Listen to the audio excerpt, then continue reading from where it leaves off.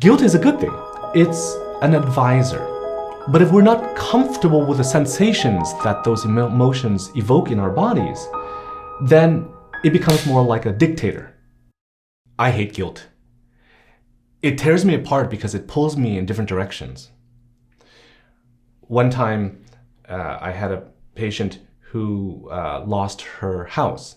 She was evicted from her apartment because her daughter, who is a person with developmental disabilities, tends to throw tantrums, scream a lot, and throw things. So my clinic staff and I, we gave her resources to try to find some housing. But the wait list in Mississauga, where our clinic is 30,000 people. Yikes. Well, she couldn't find a place, so she had to live in her car. Now, my patient is 6'5", her daughter is 6'4", and her brother is 6 feet and 200 pounds, and he has disability. She couldn't go to a woman's shelter because she has a family with her. Now imagine those three people living in a Honda Civic. She was still working, trying to make money, and still not having a place to stay, having to live in her car. Well, she came back to me a few weeks later during the winter, and her car had broken down. It wouldn't start. She couldn't use the heater, so she had to bring it into the shop. She had no place to sleep right now. She was what you would call sleeping rough. They would go to the hospital next door to my clinic's building or to someplace else to try to find warm places that they could huddle together or lie down or just to sit there through the night. And ultimately, they would be kicked out of different places. She came to me during the daytime so she could keep warm, charge her phone, whatnot. And I said, yeah, sure, come on in. And then our team helped her to try to find a place. She was on the phone for like a couple of hours being put through one phone number to another. And when I had a chance, I got on the phone and I said, hey, listen, this is Dr. Ngo, this is my patient. And immediately they said, oh, I'm sorry, I didn't know that, this person is under your care. So here's the direct phone number to a housing specialist. I thought to myself, wow, like these people don't get this type of service if they're calling directly. So we waited until the end of the day because the coordinator, the housing coordinator, said that they might be able to find some place at the end of the day, but she couldn't. So I said to my patient, hey, listen, I'm sorry, but I have to close up the clinic. Please leave. And as I was driving out, I saw her daughter, and her brother walking along the street. And my face and my chest just sank. This was the feeling of guilt.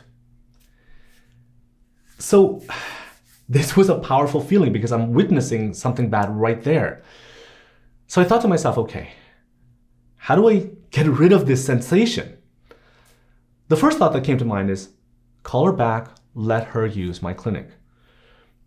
But if I did, then chances of her daughter throwing things and throwing a tantrum would have damaged my clinic.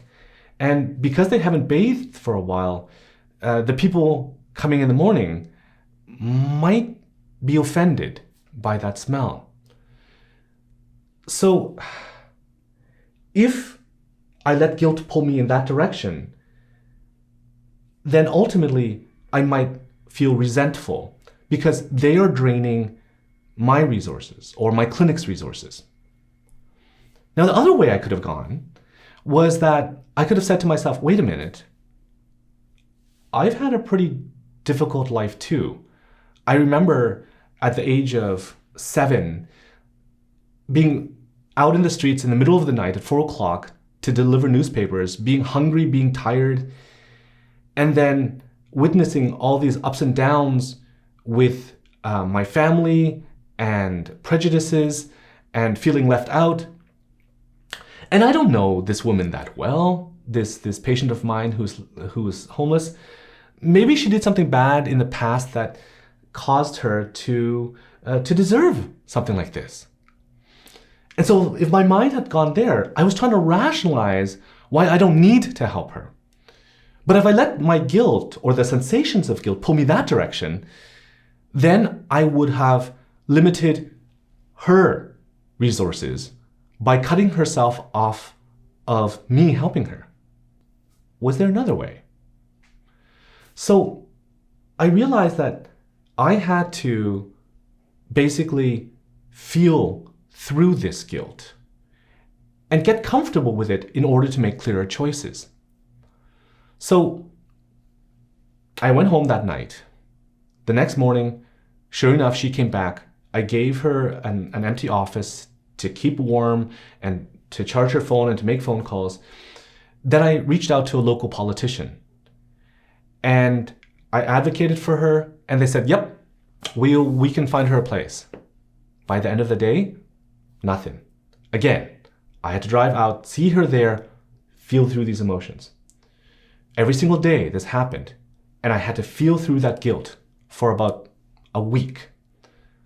Finally, the politician came through, and she was put into a taxi, and herself and her family were taken to a shelter or a hotel. They use that as an overflow for when the shelters are completely at capacity.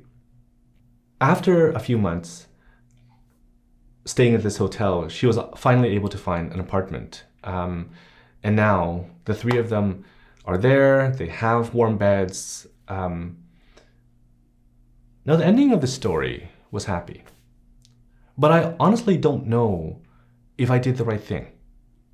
The choices, the ways that I was pulled, and the choices I made, I'm always second guessing myself because was there something more that I could have done? All I know is that because I was able to be comfortable with that sensation of guilt, that I had more options and choices than I would have had otherwise. Guilt is a good thing. It motivates us to help others. But like any other emotions, it's an advisor. But if we're not comfortable with the sensations that those emotions evoke in our bodies, then it becomes more like a dictator. And it causes us to be pulled in directions and make choices that we may ultimately regret. What direction does guilt pull you into?